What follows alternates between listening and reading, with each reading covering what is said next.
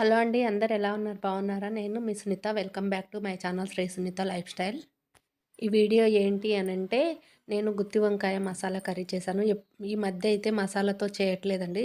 మసాలా లేకుండా ఎక్కువ కాజు, ఆనియన్, టమాటా ఏసి చేస్తున్నాను ఈ మధ్య. ఇంకెప్పుడు అట్లనే అయితుంది కానీ ఈరోజు మసాలాతో చేశాను ఎక్కువ లేకుండా. దానికోసం పల్లీలు కొన్ని, నువ్వులు కొన్ని, ఇంకా ఎండు కొబ్బరి కొంచెం, మసాలా ఎక్కువ కాకుండా కొంచెం కొంచెంగా అన్ని మసాలాలు కొద్ది కొద్ది ఒక్కొక్కటిగా వేసాను. వేసి తర్వాత ఇంకా నువ్వులు కూడా వేసానని చెప్పాను కదా! నువ్వులు కూడా అన్నీ వేసి వేయించుకున్నాను మంచిగా. అది బ్రౌన్ కలర్ వచ్చేటట్టు. ఇంక దీంట్లో నేను మెంతులు వేయడం మర్చిపోయానండి. తర్వాత ఆనియన్ ఫ్రై అయ్యేటప్పుడు వేసాను.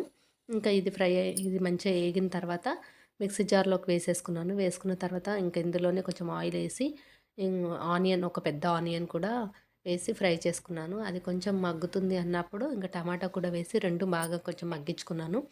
మగ్గిన తర్వాత కొంచెం గ్రేవీ మంచిగా వస్తుంది. బావుంటుంది కర్రీ కూడా, టేస్ట్ బావుంటుందని అందుకని వేశాను. ఇంకా ఒక టమాటో కూడా వేశాను. వేసి ఇంకా అది వేగిన తర్వాత ఇంక ఇవి వేగేలోపు మనం వంకాయలైతే కట్ చేసుకుందాము. ఫస్టే కట్ చేసామంటే వంకాయలు ఇంకా చేదేస్తాయి కదా! అందుకే ఇంకా ఇవి వేసిన తర్వాత ఇంకా అందులో కొంచెం చెప్పాను కదా ఫస్టే, మెంతులు ఫస్ట్ వేయడం మర్చిపోయానని. ఇంకా మెంతులు వేసేసి వంకాయలైతే కట్ చేసుకుందాం. వంకాయల కోసం ఇంకా ఆహ్, వాటర్‌లో ఉప్పేసి ఇంకా వంకాయలు ఇట్లా మంచిగా పచ్చలు పచ్చలుగా అందులో ఏమైనా పురుగులున్నాయని చూసి ఇంకొక పావు కేజీ అయితే తీసుకున్నాను. తీసుకొని కట్ చేసి ఇంకా అది అది ఫ్రై అయింది. ఫ్రై అయిన తర్వాత ఇంకా మిక్సీ జార్‌లోకి, చల్లారిన తర్వాత మిక్సీ జార్‌లోకి వేసుకున్నాను. వేసుకున్న తర్వాత అదే ప్యాన్‌లో ఇంకా కొంచెం ఆయిలేసి, కొంచెం షాజీరా అట్లా షాజీరా వేసుకున్నాను. వేసుకొని ఇంకా వంకాయలైతే ఇప్పుడే వేయలేదండి. సారీ, షాజీరా.